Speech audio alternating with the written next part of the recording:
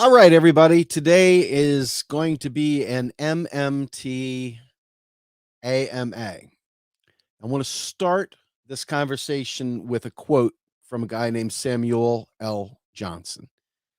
He says, knowledge is of two kinds. You know an subject yourself, or you know where to find information on it. Okay. And as an activist, I'm not an economist. Let me say that right up front. I'm not a professor. Although I have the credentials, I could teach in university. I do have a Master of Science in Technology Management with a graduate certificate in Strategic Management of Technology and Innovation. Boom. I also have a Master of Business Administration with an undergrad IT project management certificate and a Bachelor of Science in Information Systems Management.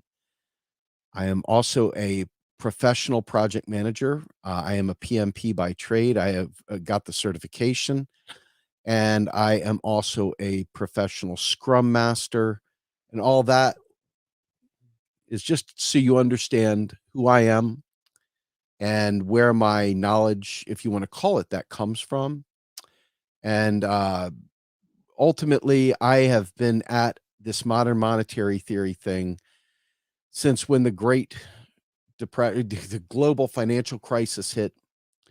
I had already been learning about MMT through a bunch of individuals that were in an old group that no longer exists, or if it exists, it's something different. It used to be called Grumbine's Political Mosh Pit. It was singularly the best early political debate forum on Facebook back before things got crazy, of all time. In fact, we had some of the best people ever in there. I mean, Warren Mosler and all the people grown up knowing and loving that we've introduced you to over the years were in there before MMT blew up. Now MMT blew up and everybody's doing their own thing in the stratospheres. But ultimately, it became a very, very important piece of my life. I learned on my own through tremendous amounts of people feeding me information, but also because my life had been fucked up. I had lost a 17-year career at Bell Atlantic / Verizon. And, here I was going for my PhD, you know. Of course, I should be able to find a job without any problem because I didn't understand what was going on during the great financial crisis. I was not where I am today then, 2008, 9. I was just finishing up with a master's degree. The 2008 was my last degree that I received, and that degree was the Master of Business Administration. And I ended up going to China for about a month for my capstone, 2 or 3 weeks anyway, for my capstone for that second MBA or second master's degree that I got. During that time period, I was still a Republican. I was still very much in process. I was a Ron Paul guy, big time Ron Paul guy. In fact, I supported Ron Paul in 2012. And so I came from the libertarian side. So all the stuff you hear me talk about frequently, I was a right winger. So I speak fluent right wing. I was a libertarian. I speak fairly fluent LOL libertarian. I got into all the Creature from Jekyll Isle shit. I was a Rothschild hater. I look back, my memories from Facebook are like a who's who and how stupid can Grumbine be. I look at some of the shit that I put out there and I just laugh now. I mean, and I share it with people too, because it's part of my story, right? It's part of the proof of why I do this so much is because I was a right winger. Folks, I mean, a right winger. Okay. I listen to Rush Limbaugh every single day on the ride into work. Every day.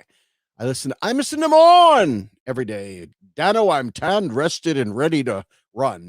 Dead president of the United States. All those things, right? So I was there. And MMT, the knowledge of modern monetary theory, was the thing that cracked through the fucking brain fog that wouldn't allow me to divorce myself of, you should have made better choices. Why didn't you? I was the one that stayed home at night doing my homework. Why didn't you do the same thing? All the same bullshit you hear from right wingers and conservative Democrats, right? Same thing. I was no different, garden variety. Um, and so I think it's important. I think it's important to know that MMT is a kind of lens that changes all the bullshit that goes on between your ears. And it really fundamentally made me rewire all these things I'd learned in grad school, rewire all these things I learned being a Sig Heil right winger. Folks, I mean, I had all the traits of a right winger. Bigotry, a lot of it was founded in not understanding. So when I see the stuff that I see out there, I understand that MMT is a game changer. The knowledge of what is possible with MMT is a real game changer. And one of the things that made it real easy, and I'm glad Sundar put this up here. I want to say this so you guys know exactly how true this statement is. The Republican Party fully understands MMT, although they won't say they understand MMT, because what they do is they understand that they can cut taxes for the rich, and it's not going to not fund programs. You can cut taxes and spend more, and it wouldn't cause any problems. It's all about what you're trying to solve. Okay. And if you think back to Dick Cheney, way back when, Dick Cheney came out and said, Ronald Reagan proved to us that deficits don't matter. Okay. You don't get much more right wing than Dick Cheney. Okay. Dick Cheney, King Warhawk. Okay. The mastermind behind the W world, all the wars that we went into under W, Dick Cheney, famous for it. Okay. These guys worked hand in glove with a contract for America. They worked hand in glove with all the insanity that pulled down Glass-Steagall with Bill Clinton. They worked hand in glove with so much stuff. In fact, one of the things that was really important about what they did also, as they worked through this process of getting Bill Clinton to basically undo just about every meaningful protection for single moms and the poor and you name it, through making government efficient, right? Making government, he and Al Gore single-handedly destroyed our country by trying to make government efficient. This efficiency, all these buzzwords for capitalism and the idea that we're going to make our government operate like a business. Okay. So this is that right wing thinking that Bill Clinton pulled into the Democratic Party. It was already starting to be there under Jimmy Carter. So this neoliberal era that MMT help me really unplug from and disengage from and not think about anymore started all the way back then. Okay. Jimmy Carter, he of the Volcker era. Jimmy Carter of the Milton Friedman era. Jimmy Carter, the original Austerian. Jimmy Carter with the sound finance pay fors, Jimmy Carter with the balanced budget and everything wrong. Jimmy Carter's great carpenter post presidency, helps a lot of people in his anti-poverty stuff that he does today. But as a president, the thing that people don't know, and it's very depressing because a lot of Democrats will simply say, Jimmy's sacred. How can you be mean to Jimmy? Jimmy might have been the most neoliberal. He is maybe the worst in that sense. So much bad stuff happened. And Jimmy Carter very much reminds me in some ways of Joe Biden, although even less, right, valuable in that sense. But both of them were feckless. Both of them were weak. Both of them had a demeanor about them that made them ripe for the pickings from someone like a Ronald Reagan, or in the other case, Donald Trump, or maybe a DeSantis. We don't know. Okay. But ultimately, this neoliberal era has been going on for a long time. So within all that framework, before we get started in the AMA portion of this, I'm just going to state for the record, modern monetary theory is a lens. In other words, it helps you understand how all the plumbing works. It helps you understand if you do what you think you were going to do, like job guarantee, what would that do to the economy? Or Medicare for all, what would that do to the economy? Or going to war or raising interest rates. It helps us understand all of that stuff. Okay. And so for me, once I understood that MMT was a lens, I started asking more questions and I found out where good resources were, on and on and on. And so I started reading Warren Mosler's book, Seven Deadly Innocent Frauds. I also read, and I can show you these links as we go through this, but I also read a old blog place called New Economic Perspectives.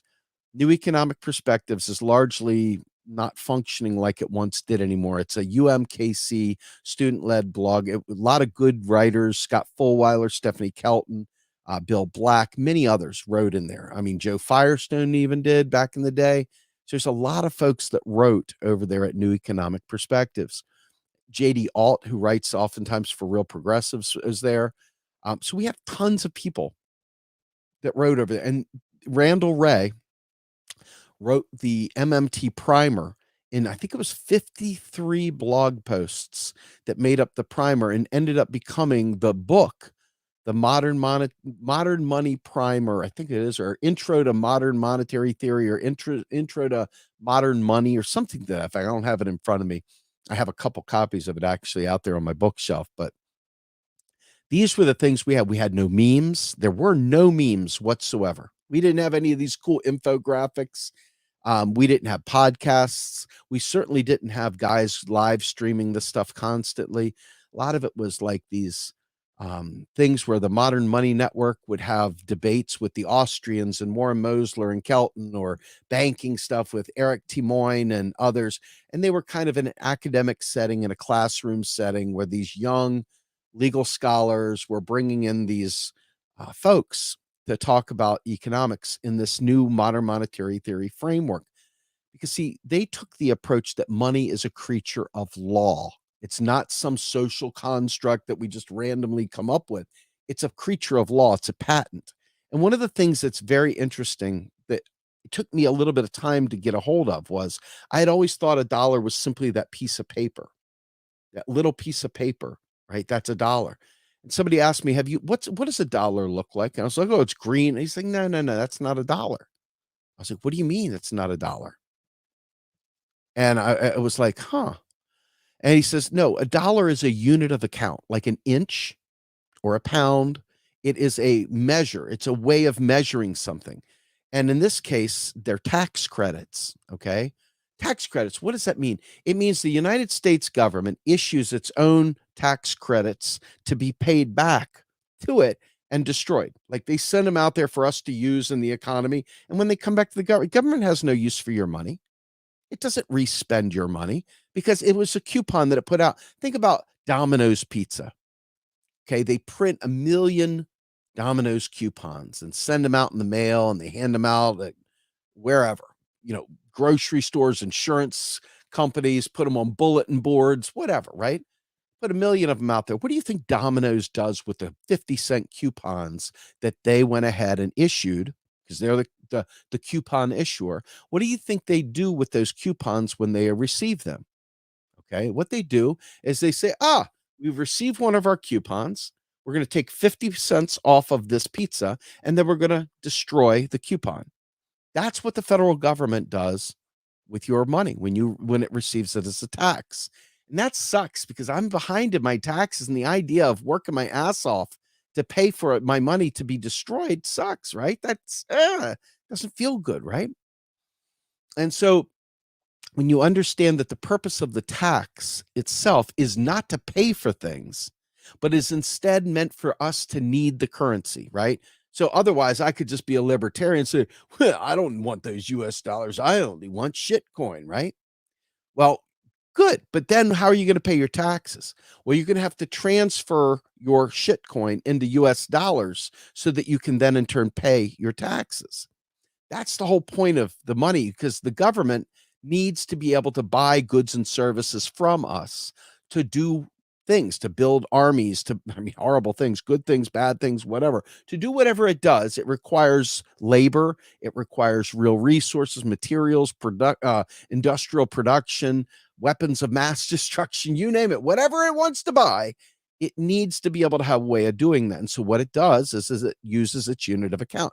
This is not unique to the United States. And this is something very important. There's a lot of folks out there. Folks, they don't know what the fuck they're talking about. They don't know what the fuck they're talking about.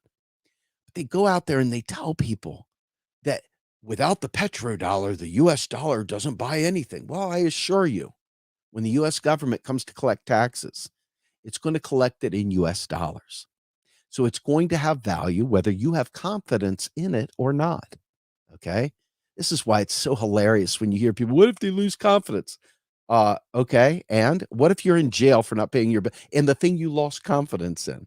Right? It's almost hilarious when you think about it.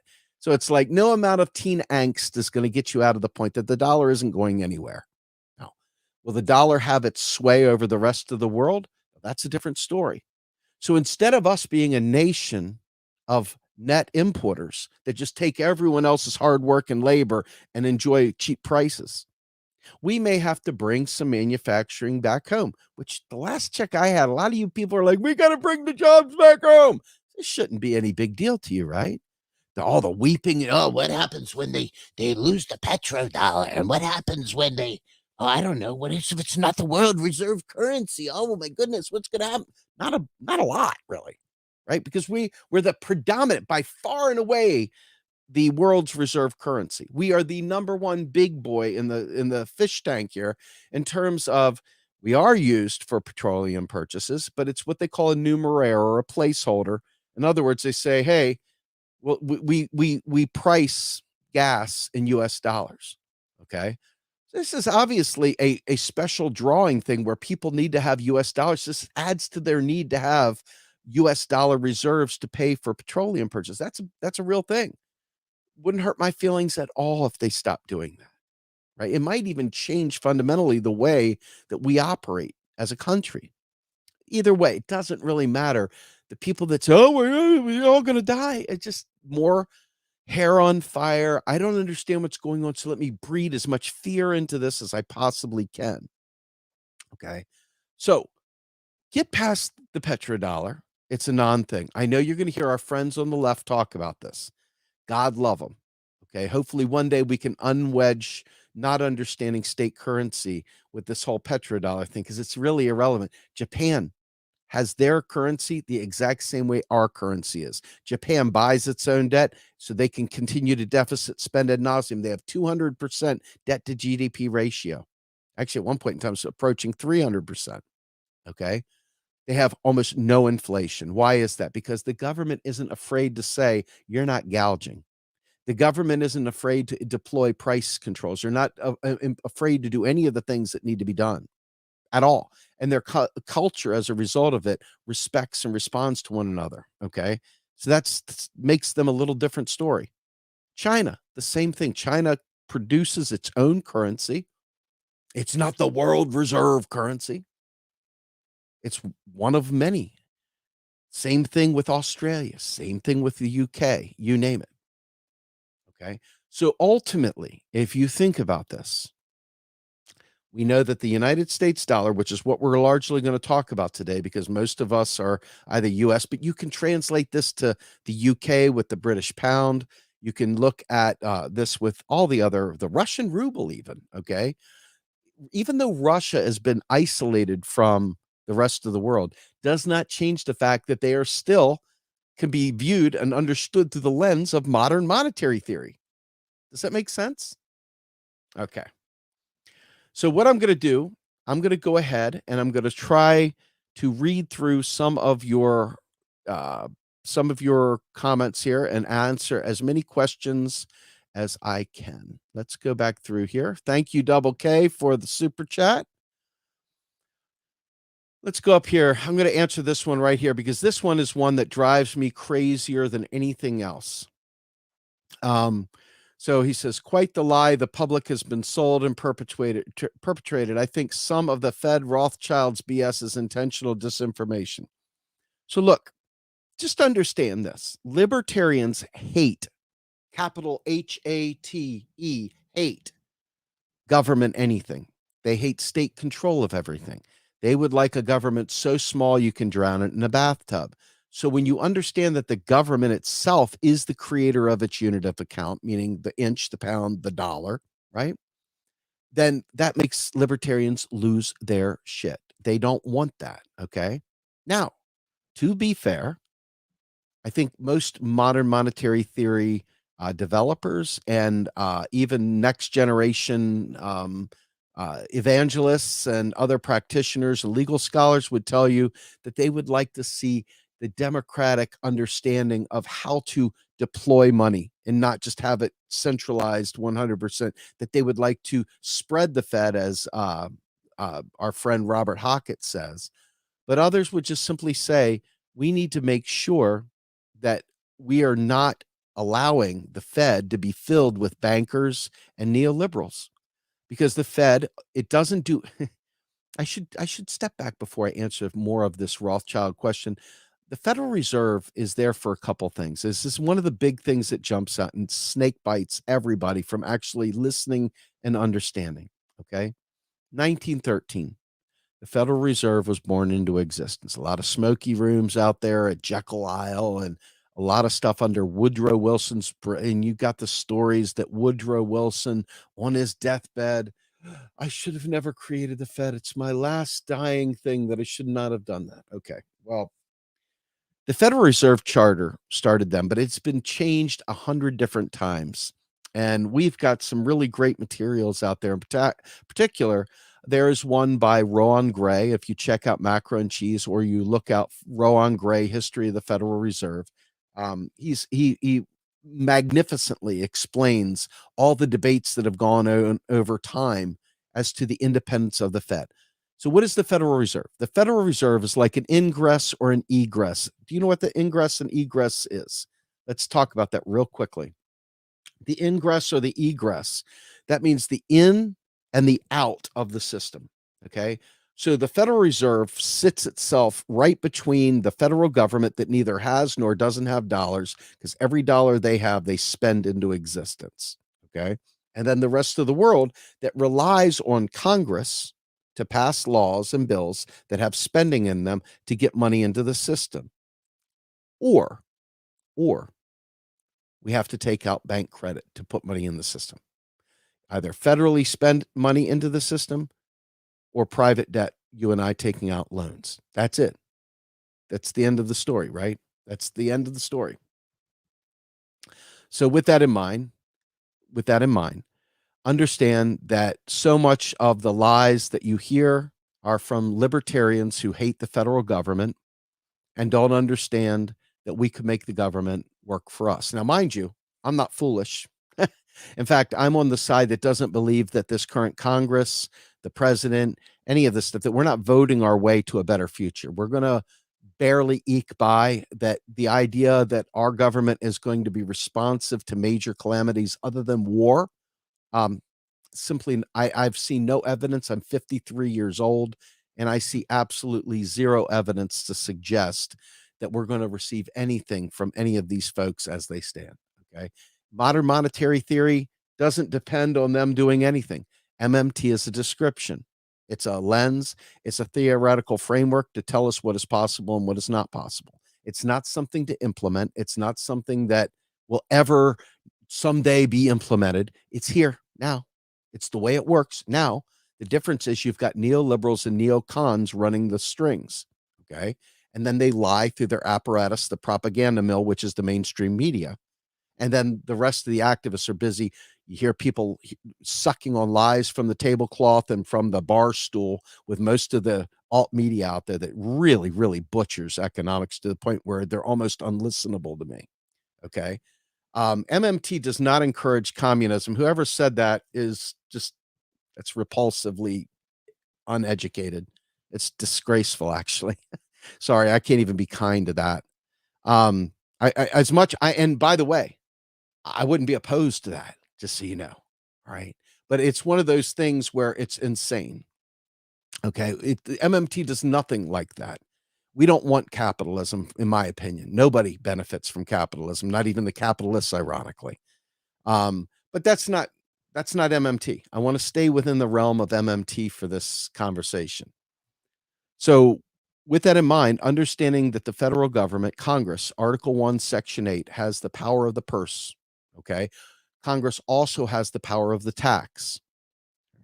1946, a gentleman named Beardsley Rummel, who was the Fed chair at the time, came out in the Federal Reserve notes for that period and said point blank that the end of the markets have come, that there's no need to worry about interest rates because we realize that taxes are not a financing operation.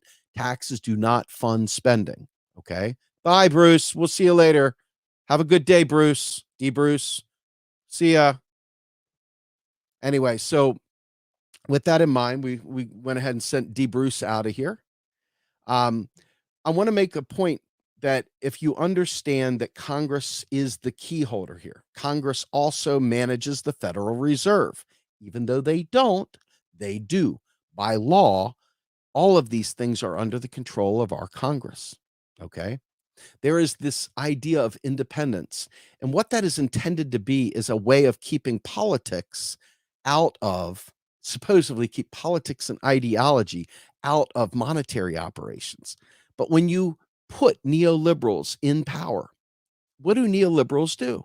Neoliberals do neoliberal things. What is it that a neoliberal wants? Let's talk about that for a minute. Neoliberalism wants to privatize, absolutely mass privatization. Okay. Yes. Congress is a puppet show. Yes. Yes. Yes. Okay. And if you think about this, if you understand this, it's very important because Congress is the one we should be pointing at. Congress, however, allows itself to be captured by big business. Congress allows itself to be influenced by big money. Congress allows itself to play beta to donors instead of doing the right thing because money is power, money is speech, and corporations are people in the United States. Okay. So all these rules and regs have gone in to making this bastardized system that we have. And I don't see any way to really vote our way out of it. It's a self protective system. Okay. It wants to protect itself, it wants to protect capital. That's its point. Protect capital from the proles with the pitchforks and the torches. It wants to protect private property because who has private property? Rich people have private property. Okay. Your hairbrush and your house and your uh, your computer and your phone, that's not private property. That's not the private property we're talking about. Private property is owning the means of production. Okay. In terms of institutions, in terms of actually having, uh, like for example, the petroleum industry should not be in private hands. We should not have these things like that. These should be owned publicly. They should be public ownership. Okay. So within that space, just understand MMT is a description of how it is. Now, all the politics and stuff doesn't change that. It just changes the war that we have to fight. Okay. So if you understand that we can do all these things because we can't run out of money, we simply cannot run out of money. We just keystroke the shit right into existence like we do now. Obviously, it requires a bill to be passed, which is how they keep us in the doghouse right now because Congress doesn't serve we the people. Okay. This is why the every election cycle thing is so unsatisfying to most people. You're not going to get what you want. The people that get in power are always going to have a scapegoat for why something wasn't done. There's always going to be a parliamentarian. There's always going to be a rotating villain. There's always going to be something that blocks the will of the people. I don't think this is anything you haven't heard before. I don't think this is anything you don't already know. Okay. So, with that in mind, the final thing I'm going to say is this: we have currency users and we have currency issuers. Within the currency user and the currency issuer framework, the United States government, federal government, is the currency issuer. When it passes a law, it's created currency. The Federal Reserve, in turn, keystrokes those things into bank accounts. That's the currency issuer. That's how money gets in. The currency users are states, similar to the EU, European Union. Okay. European Union has a European Central Bank, the ECB. Okay. And the other European Union countries are like the states in the United States. So if you think about that, the United States states can't quote unquote print their own money. They have to rely on the federal government or they have to rely on private credit, just the same. So in the European Union, it's a very similar situation. It's federated to some large extent, though they have dropped. They had a 3% deficit threshold that they could run in the different countries. I believe that's been lifted. You can check out our podcast with Dirk Entz on macro and cheese for more information. All right. Top Cup, sorry about that. Lunch is over for you, man. I feel really bad about that. So, all right, let's go through here. I'm going to go through the list now that I've said what I've said. Hopefully that helped. Let's go back to the top. I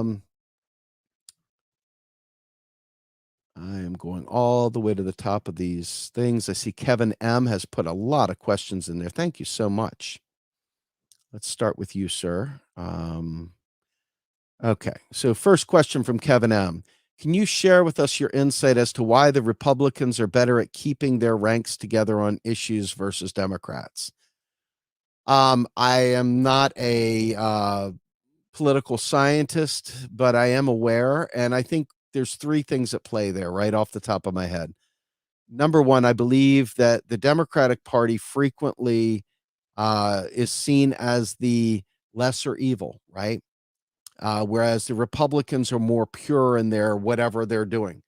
So Democrats dull down their left. They tamp down their left. They really try to squash the left, while Republicans embrace their edge. They embrace the right.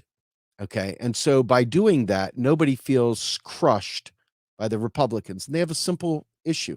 They want to claw back what was gotten by the Democrats, if you will. It's all Schadenfreude, but you get my point. They've got one purpose, and that's to protect the status quo, to eradicate for freedom. So anything that smells like freedom, it doesn't matter how it's wrapped, anything that's labeled as freedom allows them to unify on that word, that buzzword.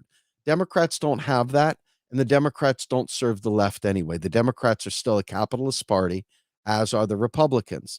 So you always say, "Oh my God, I can't do the Republicans. They're so bad." And so the natural thing is, oh, okay, well, then we'll do the Democrats. Well, the problem is that the left knows that neither of them are telling the truth. Neither of them are addressing people's needs. Neither of them are anti-war. Neither of them are pro-people. All of them lie to us. And it's so evident. And you've seen it really come alive, spotlight shining down since the Bernie Sanders part 1 and part 2. It was on full display. So it's very, very hard when all you're doing on the Republican side is blocking change and trying to peel it back, while on the left, you've got a million splinter ideas on what we could do. Okay. And it's always tamed down by the Democrats who say, now, that's not pragmatic. And then they strip away anything that the left would want. And then they end up doing what the right does with a smile, with better bedside manners. And that's the essence of why I believe that's the case. That and a bag of chips gives you a bag of chips, my friend. I can't say I'm right. I can't say I'm wrong, but I do believe what I'm telling you to be true. All right. So let's go on down here to the next one. Samuel L. Jackson. No, Samuel Johnson. Learn MMT. FYI, Scrum Master is not a character in D&D. Okay. Why doesn't the Republicans jump? Here we go. Why doesn't the Republicans jump on MMT and use it as a leg up on the Dems that dismiss it? They do all the time without using the word MMT, because they don't want you to believe that the government can spend on the people. See, the idea is Republicans are pure in their hatred for people in general. Like they clearly want business to reign supreme. They feel like anything the government does for you is taking away choices, it's taking away freedom, and it's therefore blocking free enterprise and so forth. So it is very, very easy to understand that Republicans do embrace it. They spend through the nose and tax cuts for the rich, but they spend big on war. They're always willing to spend more on war, no matter how much they maybe didn't take us to war during, overt war anyway with Trump. Trump was still actively bombing the world, just like Obama was, and just like Biden's been, et cetera. It's no difference at all. Okay. So of course, in fact, really right now, it's really gross with the whole Ukraine thing, but we're not going to get into that. That's not what this is about. Of course, the Republicans would use MMT to enrich their donors. That's exactly what they do. Let's see. I just got done listening to Trustonomics. I know he went back to lunch, but my goodness, good stuff. Embrace your battle scars. Thank you, Cheryl Van Epps. Yes, I embrace my battle scars. They're part of my story. I'm going to scroll through here. Republicans Republicans practice MMT all the time. That's how they spend on the military and tax cuts. Hey, I just said that. We're on the same page, Sundar. Good deal. Kevin M. Ouch, that's deep guessing. Okay. Tom Murphy. Read his comment. I didn't go through going up Republican or right wing. Thankfully, I came from a left wing family, but they still didn't know MMT, although my dad always said public money, not taxpayer money. Give that man a cigar, right? The war has taught us that taxes for revenue. Here we go. The war has taught us that taxes for revenue are obsolete, is basically what Dick Cheney meant to say. That's true. The Cold War, all the deficit spending that was used against Russia back in the day. Mark Fabian, those on the left who deny MMT and prop up orthodox economics are, as Bill Mitchell has said, neoliberals in disguise. That is very true. But they were paying too much for toilet seats. Yes, of course, we've got to worry about the taxpayer dollar myth, because when they spend money, it's certainly it's our taxes, right? And 15 cardigans, thanks to Jimmy Carter, you poor thing. That was Desert Manis. Scrolling through, another one from Mark Fabian, top cop toilet seats that were designed for existing B-52 airframes with lots of R&D involved and no commercial applications, so not overpriced. Jimmy Carter made a much better ex-president than the current president. All right, so let's get through some of these comments and get to a question. Cannot X out to share without restarting. Yeah. Before I go, smash that like button. Yes, please do smash that like button. Let's see here. Anything else? I'm looking for good comments here that we can do. Taxes create the need and value makes so much more sense. Immediately click for me. Yes, good deal. My question is, why is Crystal late and why is she using y'all? Funny. All right. Truth. This is Truth. Thank you, Double K, once again for having my back always. Tom Murphy, we need to stop these corporate price gougers for sure. How? I'm not sure, but it has to happen. Price caps would be great if we had a Congress that actually served us or a president that was not neoliberal. But alas, Joe Biden is a neoliberal. Yeah. All right. Yeah. Crystal has been fined and demerits applied. All right. Let's see. Here's one from Chris Delbridge. I agree, Alan. I had heard it talked about as a motivator before, but to actually understand that it controls the confidence in the dollar is important. Yes, that is the power of the tax. It doesn't matter whether you believe in it or not. When you have to pay that tax, baby, that's all real, right? And you can't pay it in chicken necks, sex. You can't pay it in freaking drugs. You can't pay it in seashells. You can't pay it in shitcoin. You can only pay it in US dollars. There's a reason for that. It's not that the country needs its own money back, folks. It deletes it. It shreds it. It needs it back so it can purge it because it's going to spend new money in. That's why I want you to think about this. That's why it's foolish when you hear people go, they're just printing money, man. They're just printing money. When you hear someone say they're printing money, you may not be where I am in your journey, but where I am in my journey is the minute someone says printing money, I literally throw up in my mouth a little. I literally do. Because we don't print money. Okay, I've talked about this before, but the fact is that the only time there's paper money really, and there's a war on cash, folks. Read Brett Scott, please. But the only way money comes in is via keyboard. Okay, they keystroke this stuff in, and when it comes back as a tax, they delete it out. Because whenever they spend a dollar into the economy, they create a subsequent reserve.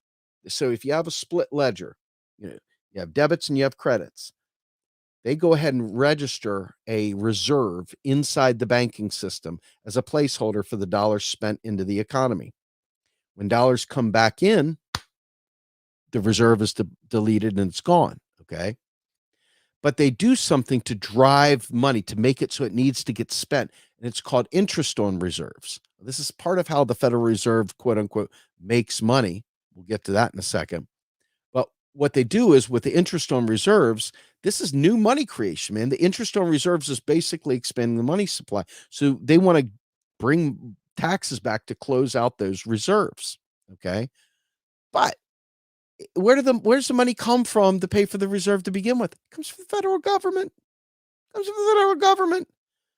Okay. We don't have to sell bonds to finance government spending. They sell bonds, as Stephanie Kelton said, because it's collateral, if you will, for printing money, as they say.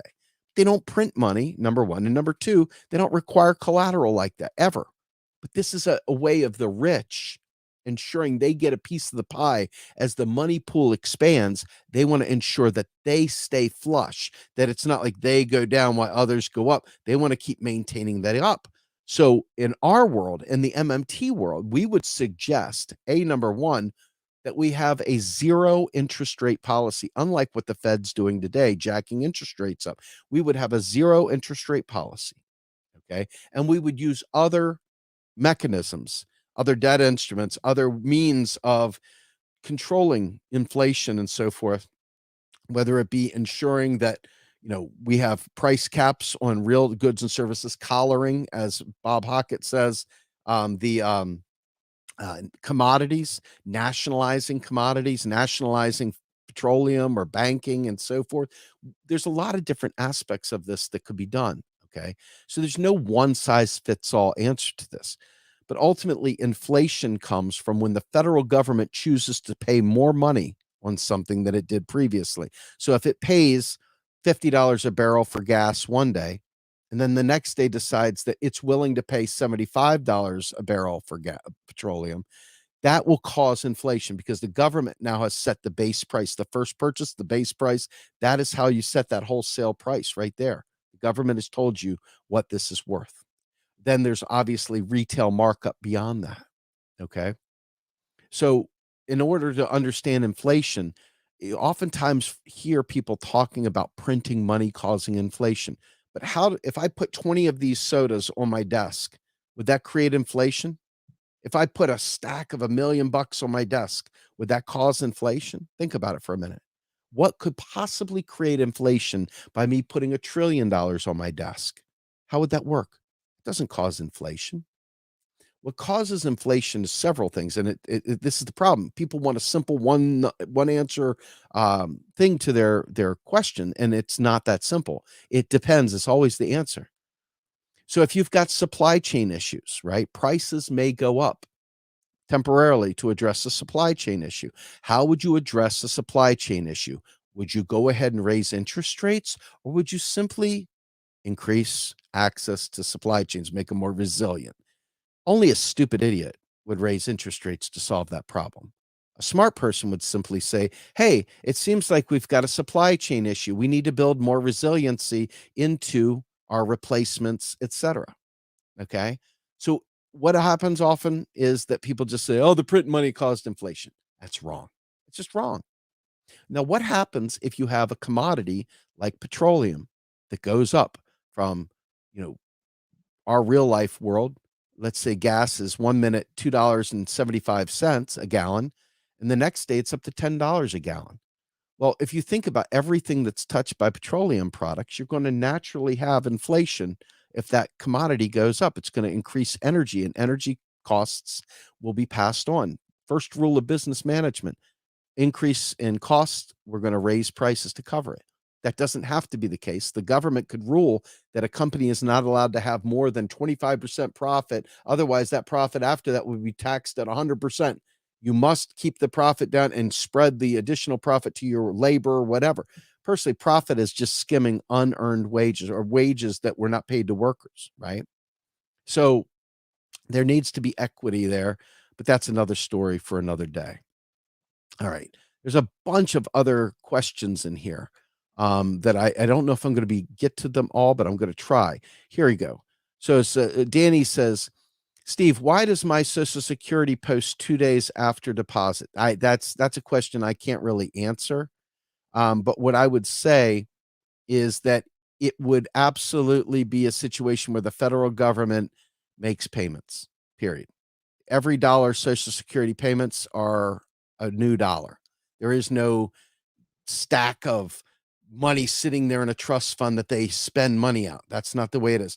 The trust fund only grants authority to make payments. That's it. That's the key wording there, that the trust fund has authority to authorize payments. All right. We don't need the trust fund. We could get rid of the trust fund yesterday. I think there's a great video out there. Look for Alan Greenspan. In fact, I may even have it here. Let me see if I have it. If I have it, I'll just play it for you right now so you can hear it. Yep, I have it. Here we go, folks. So having personal retirement accounts is another way of making a future retiree benefits more secure for their retirement. And also, do you believe that personal retirement accounts as a component to a system of solvency does help improve solvency? Because when you have a personal retirement account policy, it's accompanied with a benefit offset. With that feature in place, do you believe that personal retirement accounts can help us achieve solvency for the system and make those future retiree benefits more secure? Well, I wouldn't say that the pay-as-you-go benefits are insecure in the sense that there's nothing to prevent the federal government from creating as much money as it wants and paying it to somebody. The question is, how do you set up a system which assures that the real assets are created which those benefits are employed to purchase?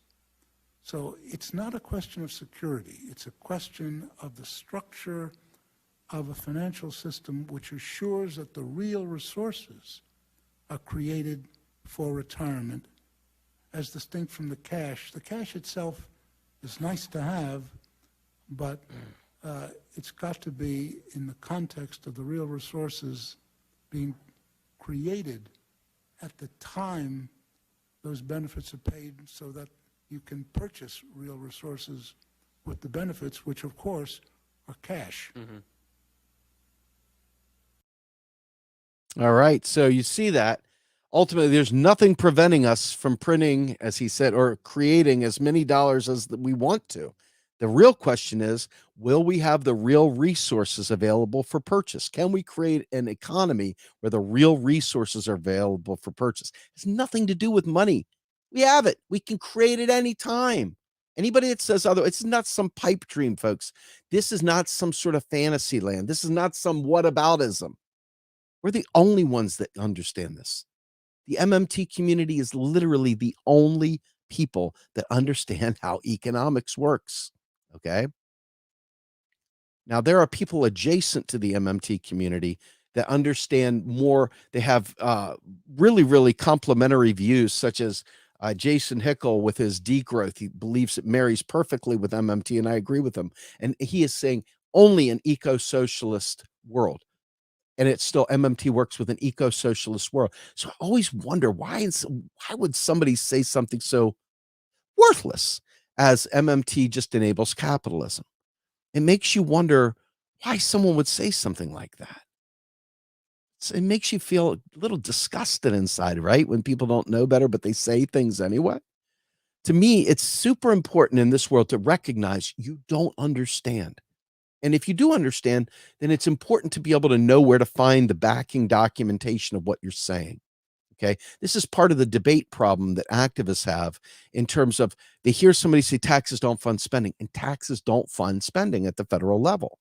But what does that mean, and why does it mean it? There's a whole story behind that, right? And so the money story that Warren Mosler often talks about is, they talked about a hut tax back in the day, and they talked about how, you had a peasant. All right, I'm going to come up with like a fake little story here. Dude back in the day lives in a shack with his family. He's got a field of potatoes and a creek to fish in, got deer in the backyard to go hunting, whatever. Life's grand, right? King comes down there with his two coconuts, patsies. He's like, whoa, oh, I am King Arthur. What? I didn't vote for you, right? Anyway, King Arthur comes and he says, hey, we want to build an aqueduct, and we want to build a roadway, and we want to build a standing army, and so forth. And so all of a sudden, what happens?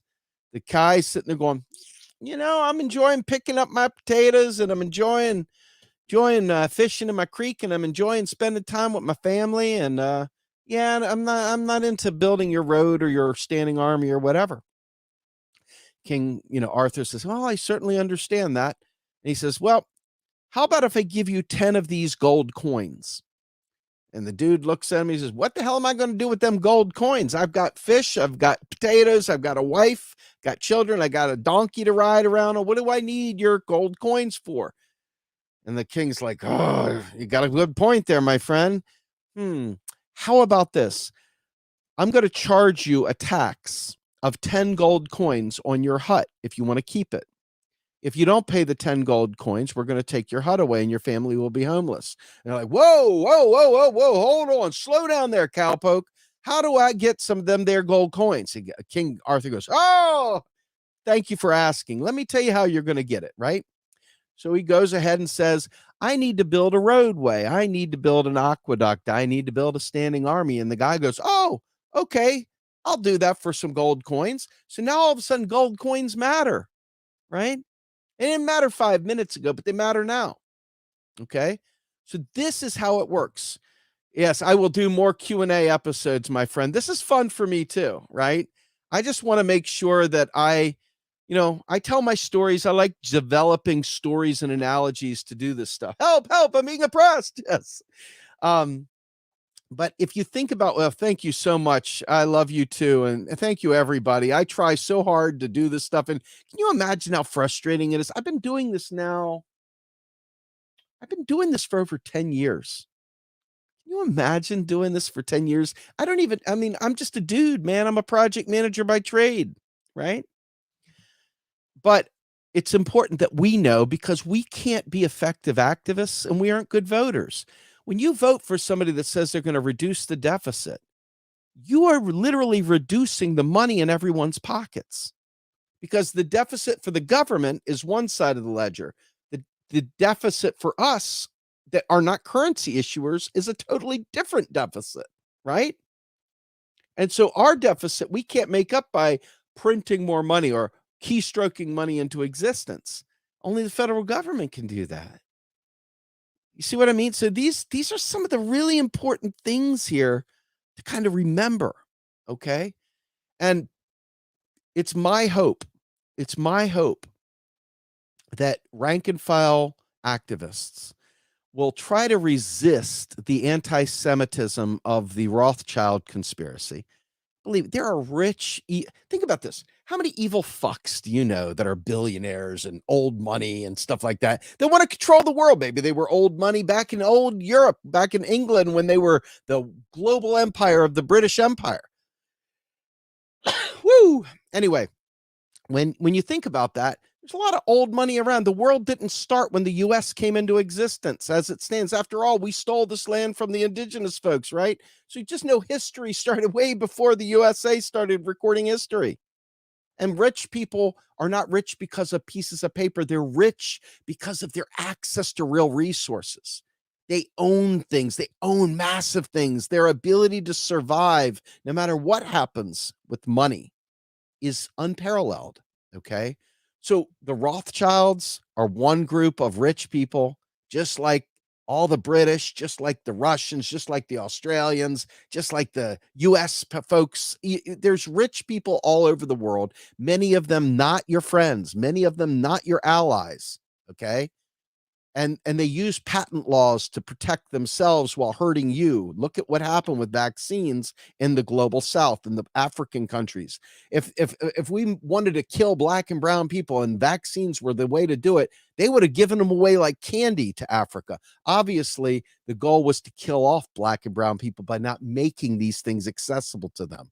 Okay. This is one of those duh moments that you have when you realize the way the finance operates. No matter how much we may hate or love Fauci, the bottom line is that Africa was left behind and others were left behind. So, with that in mind, I just want to say this. I am right up against the hour here. I'm going to have to get my ass back to work. I didn't answer every question. I answered as many as I could. This was great. We had a really good turnout. I really appreciate you guys coming through here. I give as much of myself as I can because it's that important. I hope you all, even if you don't like me or don't agree with everything I say, I hope you at least respect the fact that I believe what I'm doing and I really put myself out there and I try I try really, really hard. So please become a donor. Please help us. Okay. We need your help. A lot of people come in the door and they realize we're a skeleton crew because a lot of people don't really, they say a lot of things. They want to do a lot of things, but then they don't come around to do the work. Got a lot of ideas, but they don't come around to do the work. And I'm out of hours. I'm out of arms and legs and brains. So if you want to help us get this message out there, by all means, share these. Get people to come and follow our live streams, follow our work. Without you all, we don't grow, man. Facebook and YouTube really I mean, Facebook, we got 130,000 followers. For these of you who are just getting to experience us, Real Progress has been around for a long time. We have a lot of really, really good content on our website, our YouTube channel. We've got tons and tons and tons of stuff. My podcast, Macro and Cheese, is epic. We're coming up on our 200th episode here soon. I have Ben Norton tomorrow coming out on Macro and Cheese, and it's a doozy. I hope you guys will take a listen. This is important stuff. I really, really appreciate you guys showing up. And with that, I'm going to go ahead and let you go. And I hope you learned something, and I hope you feel loved. I do love you all, even if I get cranky sometimes. I'm just 10 years saying the same thing over and over again, hoping it'll stick. I'm hoping you guys see us as a value, and I hope you'll consider becoming a donor, a monthly donor at our Patreon. And with that, check out Macro Cheese tomorrow. I am out of here.